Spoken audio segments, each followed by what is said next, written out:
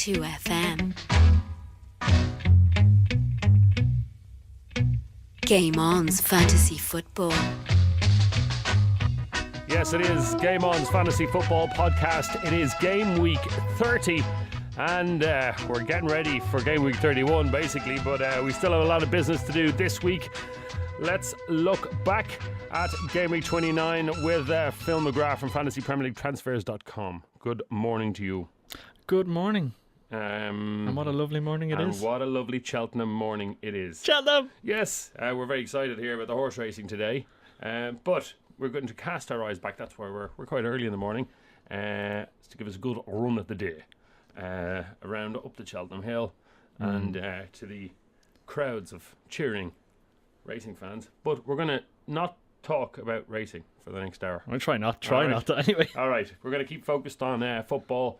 Your fantasy football points. Let us look back at Game Week 29 very quickly. Just a couple of games. West Brom losing 3-0 to Manchester United. Pepe Mel is not doing the business there. Jones, Rooney and Welbeck on the score sheet for Manchester United. Raphael, Van Persie and Rooney with the assists. Cardiff City 3-1 winners over Fulham again. Another team in big trouble. And good to see Cardiff get a win. Is that the first win in the league under Ole Gunnar Solskjaer? Second, I think. 2 goals for Corker, and he was mentioned on the pod. I did listen in last week. Yeah, I wasn't around. I heard Paul give him a good plug. All right, in fairness to him. Much with 2 assists, and Noon with another assist, and there was an own goal from Retha. Yeah, I kind of thought Noon probably should have got an assist for the own goal as well, because but. That's only because I have him and I wanted more points. Heitinga, who got a goal in the previous game week, he got an assist for Holtby for the Fulham goal. Crystal Palace went down 1-0 at home to Southampton. Rodriguez with the goal for Southampton, and that was pretty much it. But bonus points for Fonte and Shaw as well. I did have Fonte. Yeah, there you have it. A lot of people will have. Norwich 1, Stoke City 1. Johnson with the goal for Norwich. Very disappointed. I thought Norwich were nailed on clean sheet of the week. We mentioned Johnson on the pod. Another player we mentioned, Walters, in good form for club. And then get sent off. And he got sent off. In fairness, only his first red card. Yeah. Ever. So I thought it was a little harsh. The foot was up. Them's the breaks. Chelsea 4-0 winners over Spurs. Capitulation, said Tim Sherwood. Yeah, Spurs were poor. It's poor second half. First half they were they were right in it. 2 quick goals from Ba. Yeah, you're in trouble when Ba's coming off the bench and getting 2. Eto and Hazard with the other ones, and assist for Oscar and Eto as well. So that was game week 29. It is past. How did you do? I can't remember. Good. It was 50 odd points. You did it was quite well. Yeah. I didn't do considering I had limited players. I was quite happy with it. I'm glad it's over. Now on with game week 30. Right, game week 30. We're going to start with our 3 focused games, and right, give us a hint. Where are you going to go? Top of the list. Top of the list. Hull City and Man City. Yeah. Okay. Well, I looked at the fixtures this week, and there's a lot of big games. I mean, on the list, and this one, the one for me is one that there could be points either end in. Looking at Hull, they've 2 wins, 3 losses, and a draw in their last 6. Now they have only managed 17 goals in 14 home games, and they've conceded 14, but they have picked up 6 clean sheets at home, which is very, very good. They of course bet Sunderland 3-0 in the FA Cup as well. I thought they were very impressive in that, even though Sunderland were a bit sluggish, I suppose. And the last time these sides met back in 2010 at the Casey Stadium, Hull won 2-1. But Emmanuel Adebayor scored the goal for City, so that'll kind of give you an idea of what kind of side City had back then. City, of course, they've 4 wins, 1 draw and 1 loss in their last 6. They've registered 26 goals in 13 away games, conceding 18, but only 3 clean sheets on the road this season, and they lost 2-1 to Wigan in the FA Cup. Yeah, so what's the reaction going to be after that? Well, you would expect a reaction, certainly. City-wise, I suppose, if we start there, let's just get it out of the way here and now. Double in game week 31. They have Fulham at home before they travel across Manchester to face United.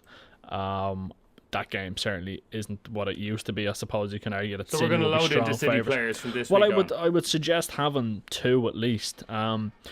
For me, going into this one, I think it's a midfielder and a striker. I think Yaya Toure is still the man to have. He dropped to 9.9 million, but that was because, well, I imagine it's because City's two blanks that a lot of people were offloading their City players to get them back in again.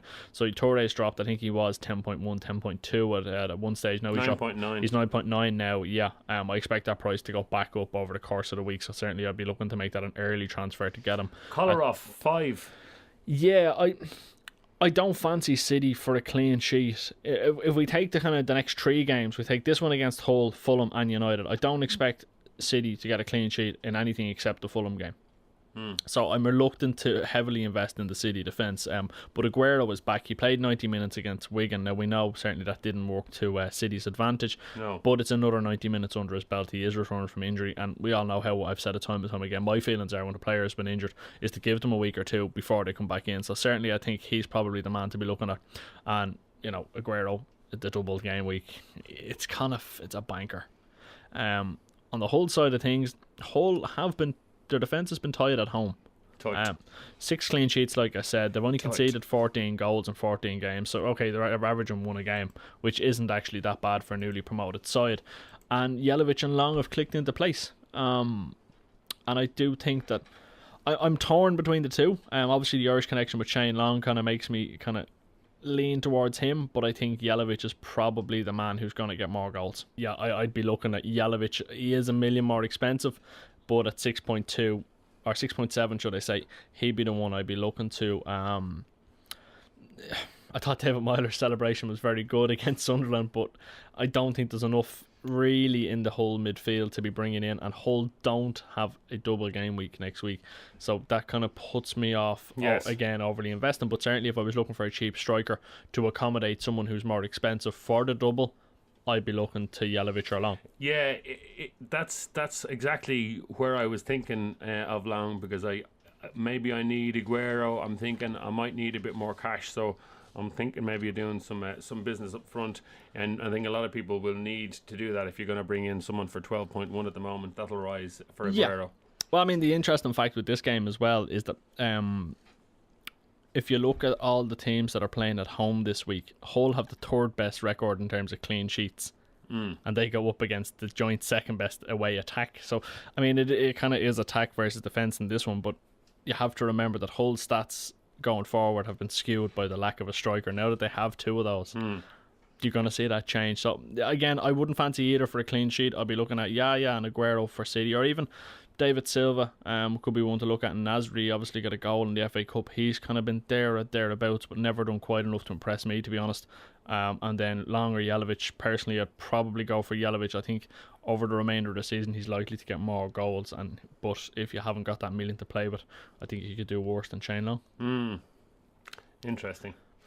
Alright, let us move on to the second of our focused games.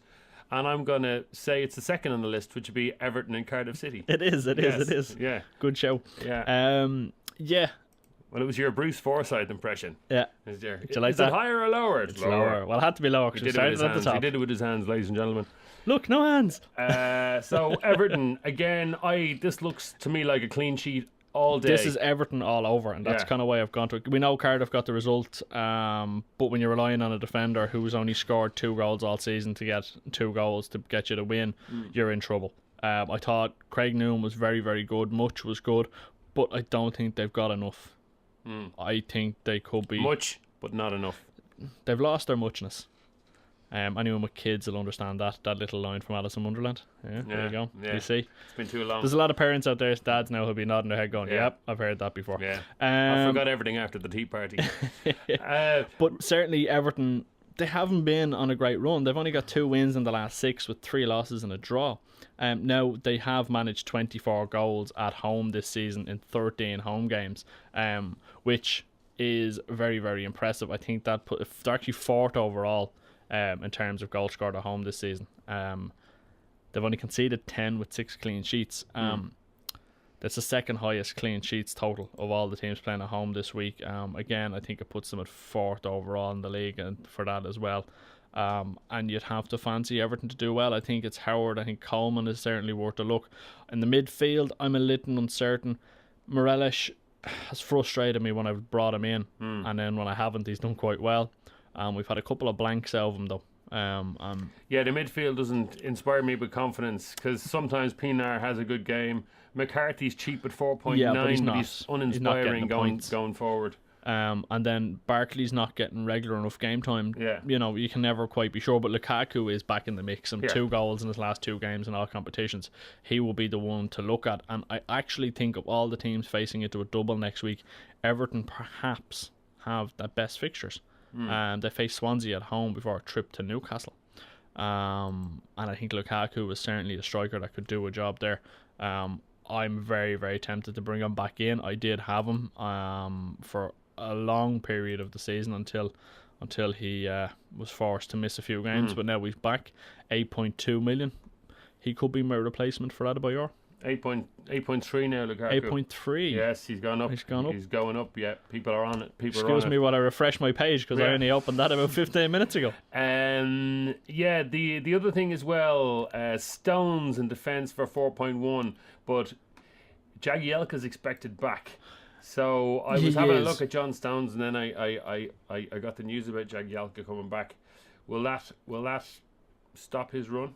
I think, listen, there's no doubt about it. Martinez, his prime pairing at the back is Distan and Jagielka. If Jagielka makes the return like we expect him to do so, you can be fairly sure that they're going to play. Baines left back, Jagielka and Distan in the middle, and Coleman on the right.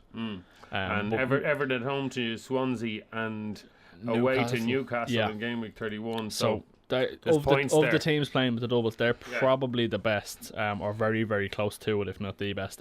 But certainly I'd be looking to Everton all day long on this one. I wouldn't be getting carried away by Cardiff's win. Will you have 2 or 3 Everton players? Well, I'd certainly have Lukaku, and probably I'm gonna have to. No, I don't have Coleman anymore. I sold him when I played my wildcard. In fact, to be honest, when I played my wildcard in January, it all fell to pieces. Yeah. He hasn't had a great run, although he had 6 points in Game Week 28. I have to say I do like he's an exciting player. Yeah, I may look to reinvest in the Everton defence. He's 6.6 I think at the moment.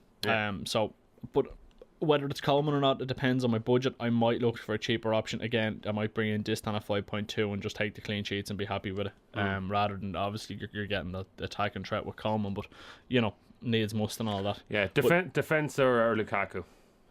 That's pretty much it. Yeah, pretty much. Yeah. I mean, when you look at Cardiff, they're the second worst goal scoring record away from home in the league. They're the fourth worst defence in terms of goals conceded away from home in the league, and they've only kept 1 clean sheet in the last 13 Premier League games. So that kind of tells you everything you want to know. And they've only Cardiff. 1 game in and they don't have a double. Game Week 31, and it's at home against Liverpool. So good luck with that. Exactly. So stay away from Cardiff. Right, third of our focused games is. We couldn't not cover the North London derby. Yeah, well, it's Man United and Liverpool or Spurs or Arsenal. Being a United supporter, I figured it might have been biased, and I thought, you know what, let's give the people something else rather than us talking about United. All right, let's start with the team that capitulated, shall we? Or do you want to start with Arsenal? Well, no, we'll start with Spurs. I mean, 3 wins, 2 losses, and 1 draw in the last 6. They have only scored 16 goals at home this season, which is a real worry, but they've only conceded 18. With 7 clean sheets, so the defensive record at home has been very, very solid. In fact, I think they've got the best clean sheet record at home in the league. I could be standing to correct about that, but I think that's right. Only Cardiff, Norwich, Palace and Sunderland have scored fewer goals at home this season, so that kind of tells you the trouble they're in going forward. When you look at Arsenal, however, Arsenal are conceding goals away from home quite easily. They've only managed 3 clean sheets away from home all the season. They've conceded 21 goals. How many have they scored away from home, Arsenal? They've scored 26 in 14 games, which puts them, let me see, must be pretty high because they usually go free scoring in there. It puts them actually joint second with City in terms of goals scored away from home this season. Liverpool lead the way with 31 away from home, which doesn't bode well for United. No. Liverpool going to Old Trafford, but anyway, Arsenal, Spurs lost 4-0 against Chelsea. I thought they were right in it up until a couple of mistakes, and that's really what it was. I honestly don't think you can say Chelsea beat Tottenham. I think Tottenham gave it away. But perhaps what worried me the most was the reaction to the mistakes. Is that they compounded a mistake with another mistake.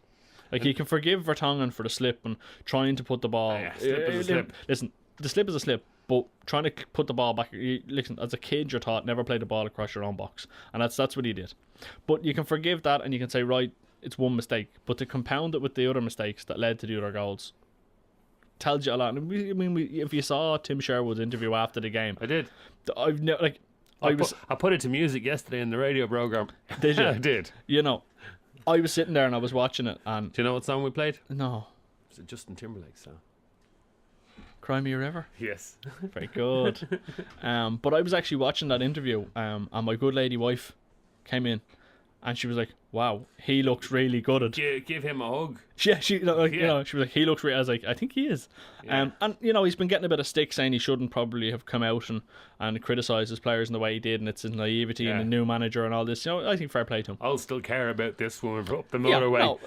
I won't forget about this by the time we hit the motorway. Was the thing, he's dead right. But at the end of the day, this North London derby could go one way or another.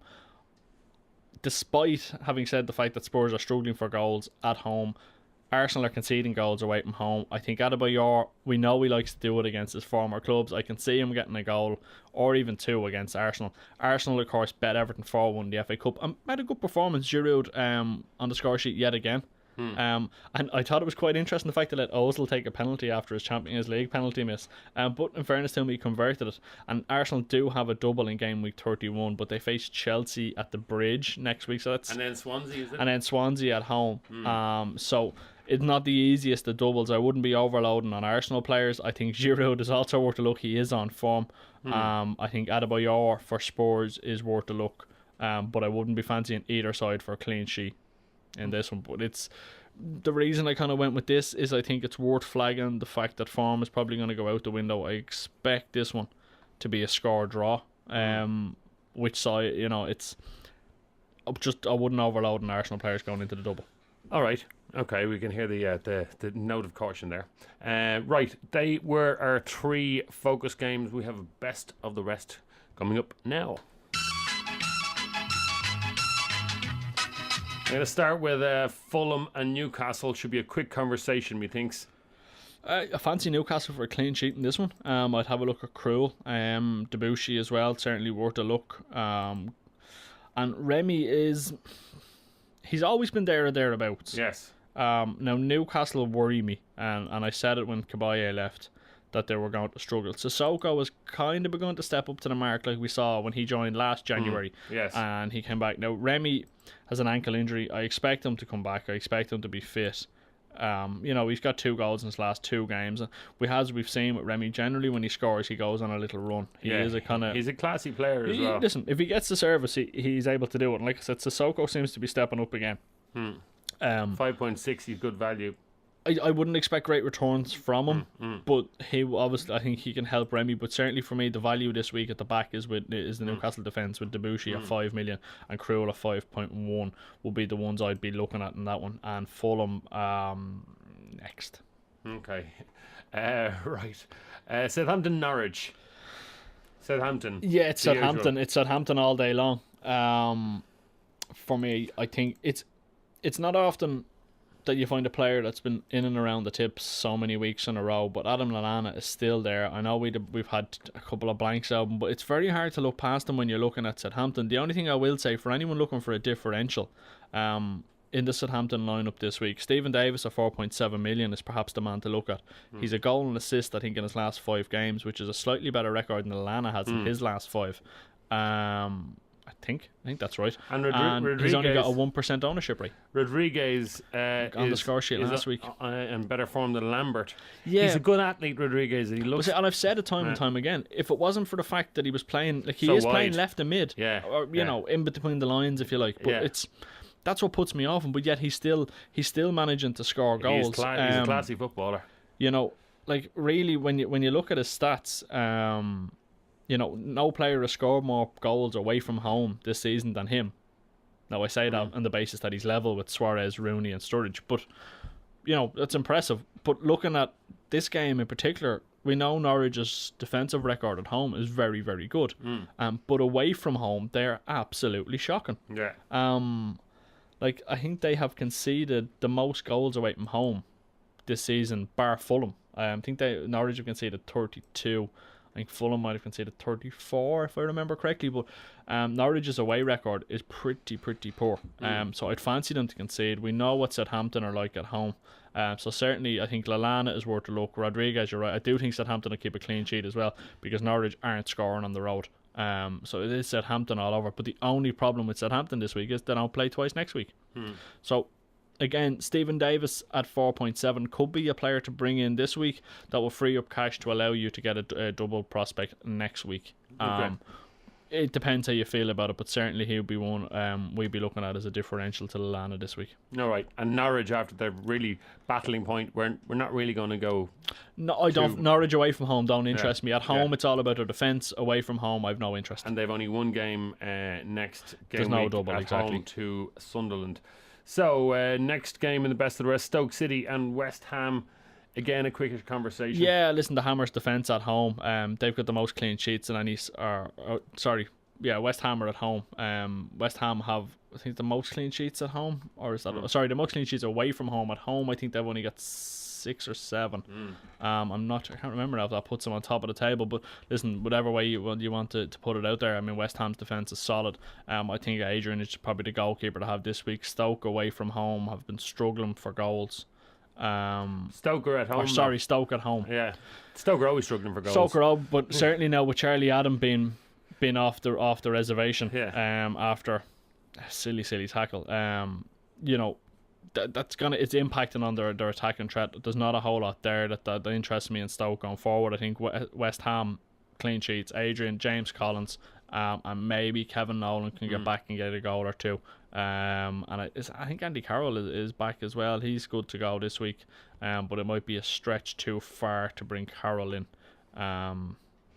Yeah, West Ham as well in the next game week. 2 home games, one of them though against Manchester United, the other against Hull. I think West Ham, again, hang on, I'm saying I can actually easily check this. I think West Ham are the only team to face 2 home games of all the double teams that are playing twice. Although against United, in this massive run of form they've had, they've won, one game in a row? Yeah, again, that doesn't bother me. I think West Ham are the only side that are at home for both of their games next week, which bodes well. It does. Maybe James Collins is the man to have a look at there. Yeah, like I said, 4.5. Adrian at 4.5 as well. The two of them for me. I'll be looking at the West Ham clean sheet this week and going into the double. I think they could do well. All right, let us keep going and going down through the list. Sunderland and Crystal Palace. There's not a whole lot in this one for me. The only player I would consider in this one is Adam Johnson. Sunderland do have a double. Face Norwich away, Liverpool away. Yeah. It's tough. 2 tough games, for different reasons. But again, if we take game week 30 and 31 together, I'd fancy Sunderland against Palace, and I'd fancy Sunderland against Norwich. Yeah. Adam Johnson is probably the only one for me. I mean, he's 3 goals in 5 games, but his last 2 have been blanks. Now, as far as I remember, he's only played 45 minutes in game week 28. Obviously, they've been out of action for 2 weeks. They lost in the Capital One Cup. They've been knocked out of the FA Cup. There's no more distractions. They've got 3 games in hand. They've 3 games in hand. No, they're in the drop zone. There's no, we know that, but they've got 3 games on hand on Fulham and Cardiff, and they're only 1 point behind Cardiff, who sit in 18th. So, I think certainly they can get out of it. But when you look at the fact that they face Palace, who are in around them, they've Norwich, who I think Norwich will be all right, but they're still thereabouts with them as well. I think they're 2 games to have to win, and then Liverpool, stranger things have happened.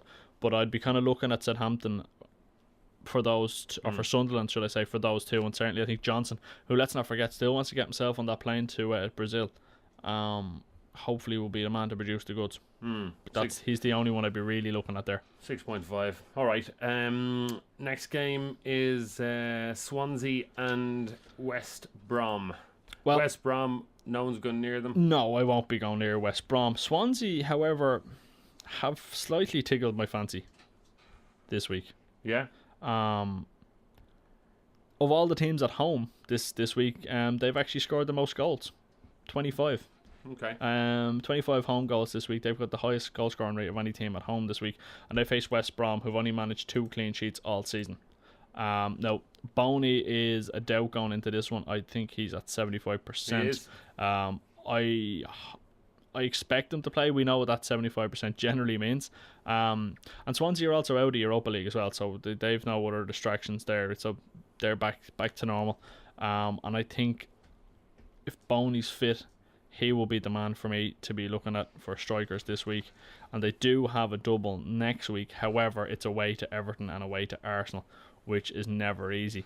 But certainly this week, I fancy Swansea for goals. There's not a whole lot at West Brom I'll be looking at. If Shelby was fit, I'd even consider going towards him. But I think you can look at Swansea for a clean sheet as well. Chico's going to be out, obviously, so we're looking at probably Williams at 4.7 would be the cheapest option there. I'd fancy clean sheet and goals. Word of warning for game week 31: Swansea are away to Everton and then away to Arsenal. Yeah, it's not going to be easy. They do have a double, but they're probably the worst double. But it's still a double nevertheless. But certainly against West Brom side that have only managed 2 clean sheets, I'd fancy Swansea for goals. Aston Villa, God bless them, up against Chelsea. Yeah.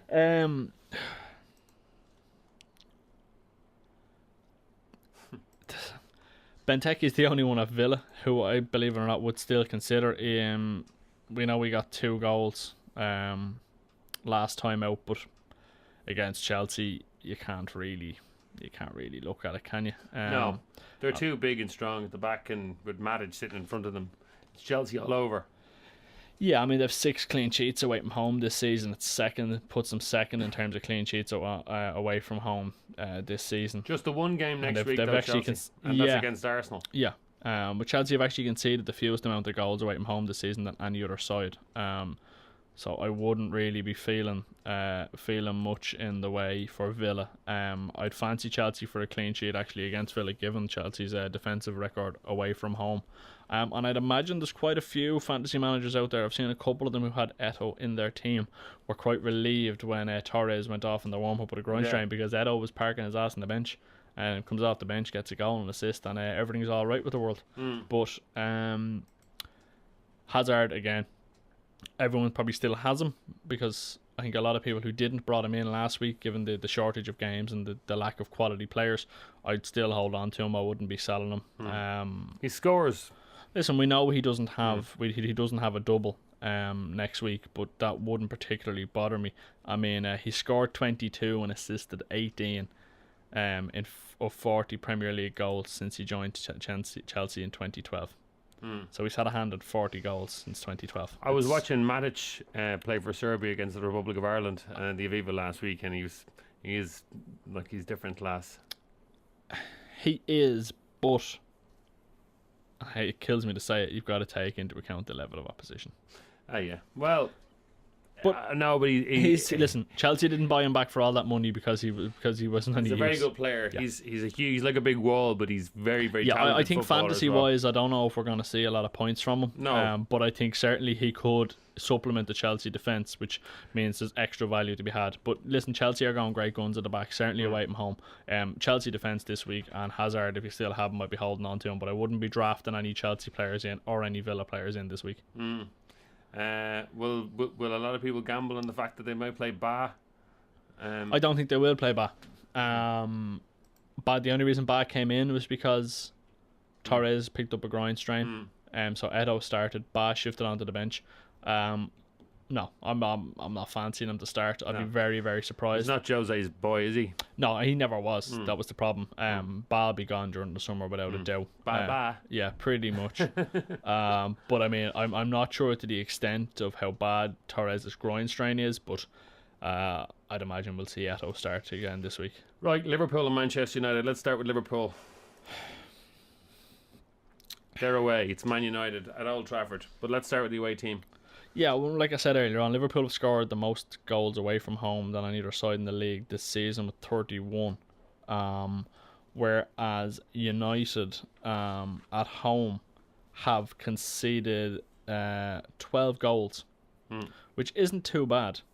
But listen, you can't back United defence for a clean sheet against Suarez and Sturridge and what they're doing at the moment. I have to say, I was tempted to make the switch from Suarez to Sturridge in game week 28. I didn't. I'm glad. I still have Suarez. I fancy Suarez to do well against United this week. I brought in Rooney last week. The boy Rooney. Yeah. And boy Rooney. He done me He done well. I'm just sorry I didn't captain him. I bottled it and went with Hazard. Emotional scenes in the pod. I bottled it, went with Hazard, but they're the only two I'm really Suarez. I mean, if you've got Suarez or Sturridge, you're going to play him. I don't fancy either side for a clean sheet. I think there'll be goals in this one, and I'll be looking to Rooney for United and Suarez or Sturridge for Liverpool. Liverpool have a good game week 31, has to be highlighted at this point. They are away to Cardiff and then at home to Sunderland. Yeah, it's pretty good. Yeah. So in terms of investing ahead, that'd be... You can't back Liverpool for a clean sheet. They just don't keep them. That's the truth of the matter. You can't. There's no value in the Liverpool defence. Sterling 5.8. Yeah, listen. Midfield. I've made my case on the pod a couple of times now for Gerrard. I won't make it again, but certainly if I had the money, he's still the big form player. Yeah, if I had the money, I'd be bringing him in. But it's a lot of money. It's 9.1. You know. All right, and I'm going to ask a question related to Gerrard straight away when we look at the Manchester United team, right? Well, here's an interesting one though for you. Okay. United have now named a different starting 11 in every one of their 42 competitive matches this season. Unheard of. Inconsistency. Yeah, and that's whether that lies at the heart of United problems, I don't know. But I expect Liverpool to win. I expect Liverpool to go to Old Trafford and to win comfortably. All right. I'm thinking 3-1. I do think United will score, but I wouldn't be banking on a Rooney hat-trick or anything like it. Right. You have Rooney. I do. You're going to keep Rooney. I am going to keep Rooney. Simply because I fancy him for a goal, but let's not forget United don't have a double in game week. That's game week 2. I'm looking at the wrong game week. It's funny that the most formed player is Patrice Evra at the moment. Yeah, when your defender's your most formed player, that kind of tells you all you need to know. And the second most formed player, guess who he is? Actually, the second most formed player by a hair's breadth is Rooney, followed closely by De Gea. Yeah. Sorry, United do have a double in game week 31. I'd skipped on ahead. I was looking at game week 32. I mean, United are away to West Ham and they're at home against City. Yeah, they're not easy. They're not easy game weeks either. But no. They're the type of games I think Rooney could do well in. All right. With that ahead, right? Yeah. Given what we've just heard now for the last sort of 30 minutes and the conclusions we've come to, I have Juan Mata in my midfield. Mm-hmm. He's expensive. He is. And he's not doing the business. I sold him. And I tell you, I was faced with a choice going into last weekend because obviously the amount of players that the limited amount of players you'll have playing. And I had a choice between selling Yaya Toure or Juan Mata. Yeah. I put Yaya on my bench and I sold Mata. It's a good idea. And that's it. Mata, listen, Mata is going to pop up and he's going to get you assists here and there. For points wise, but points per million ratio, no, he's not cutting it. There's better value to be had, when you're looking across the board. All right, so yeah, that's pretty much the conclusions. Unfortunately. All right, well, listen, that was best of the rest. We got captain's picks now. Should be easier. Right, captain's picks, double your points. It's not that easy. It is.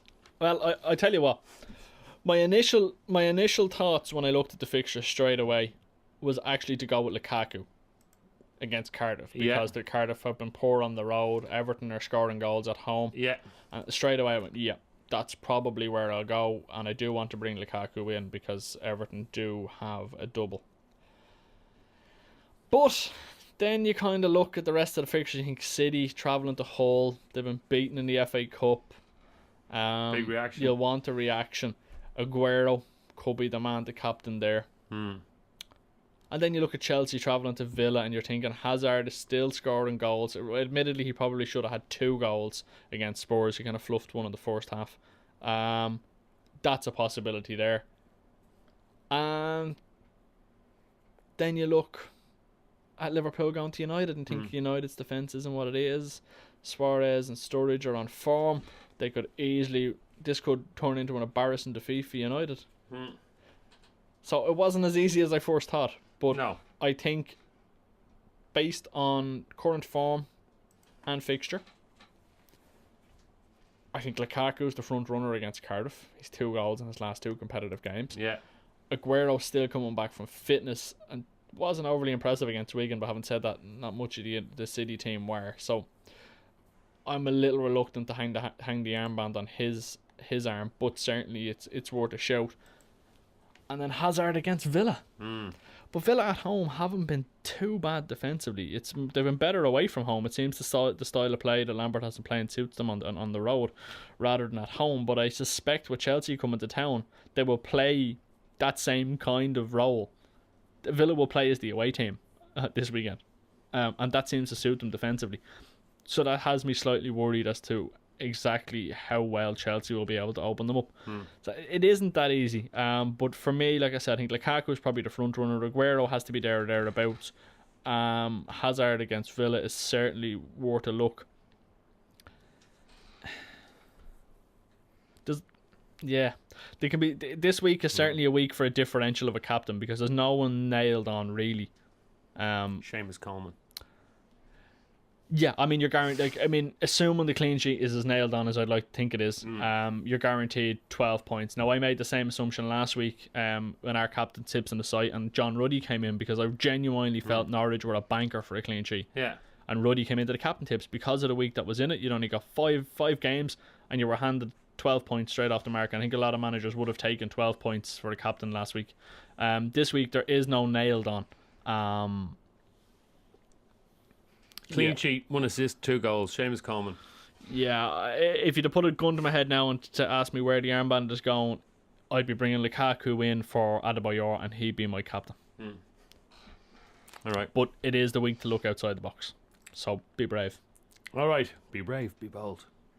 That was the best of the rest, captain's picks and the 3 focus games. Before we go, a very quick look ahead at Gameweek 31 itself. We've already sort of alluded to it. We've 10 teams playing twice. Yeah. 5 extra games. The best of the 5, I suppose, are probably, like I said, Everton have a pretty good fixtures. Yeah. They face Swansea at home and Newcastle away. So again, that man Lukaku, Seamus Coleman comes into contention. Not overly gone in the Everton midfield, however. Liverpool as well. I like the look of that. That's away to Cardiff City and home against Sunderland. Yeah. Now Sunderland are in a position where they need results though. So that's not as easy as it might seem. It's not an easy game, but I think they'll come out on top. Oh yeah, listen again. Liverpool double game week. Yeah, you're gonna have to back. It could be 5-3, but they'll win. You're gonna have to back them. I mean, certainly. And again, but when you think about it realistically, you can't back Liverpool for a clean sheet. Even going to Cardiff, I wouldn't back Liverpool for a clean sheet. They just don't do it. So I'm not going to invest in Liverpool defender. No, because I don't think you'll get the value of it. No, most people are going to have Suarez or Sturridge or both. No problem with that. That's fine. It's the midfield. Is do you take on a second or a third? If you've got Suarez and Sturridge, do you take on a third, or do you just go, I've got Suarez, I've got Sturridge, that's all I need? I wouldn't. If I had the 2 of them, I wouldn't bring in a midfielder. If I had one or the other, I'd consider bringing in a Sterling or Gerrard if I could afford it. But Sterling is probably the most realistic option at that money. See you, Juan Mata.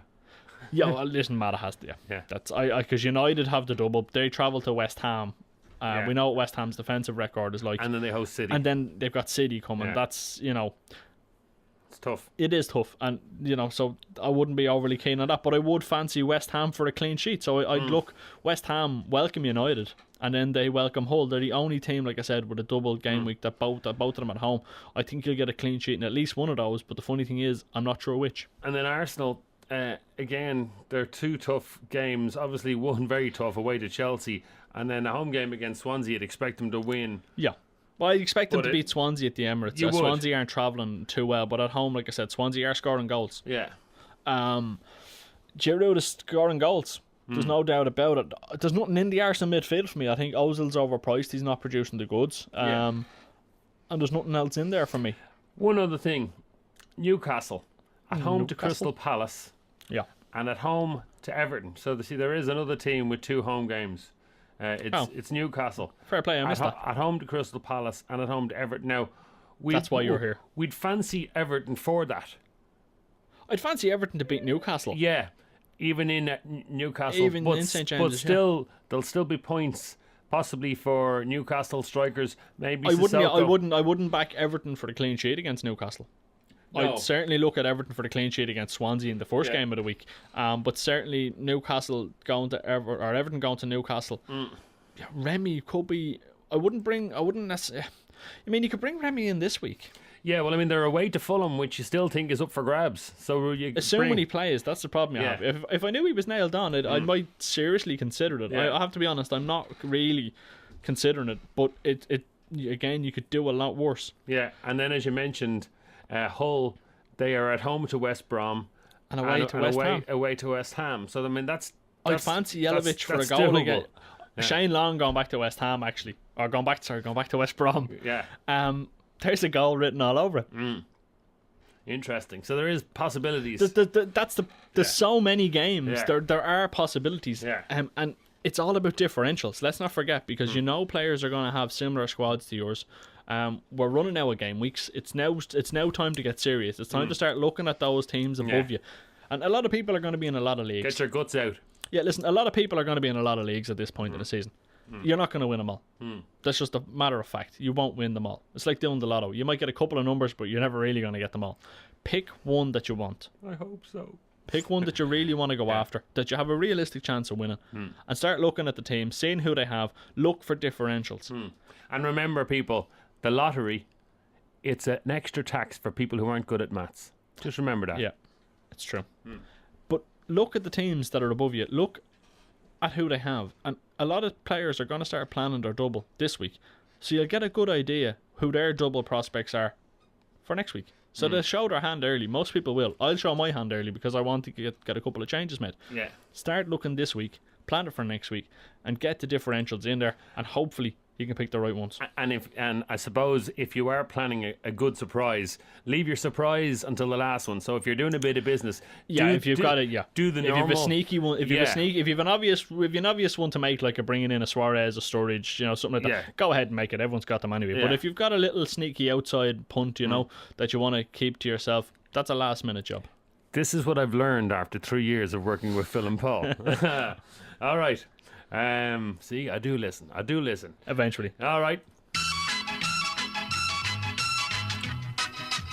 Just time to tell you that, as usual, Live Time will be a service provided by the good folks at fantasypremierleaguetransfers.com. It'll be on the Twitter machine from about 10:30 on Saturday morning. It'll be finished at 11:30.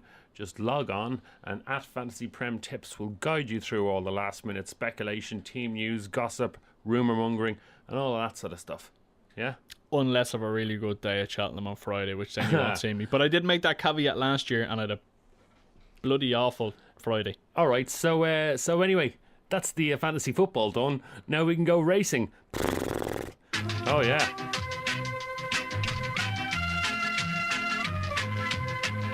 Giddy up!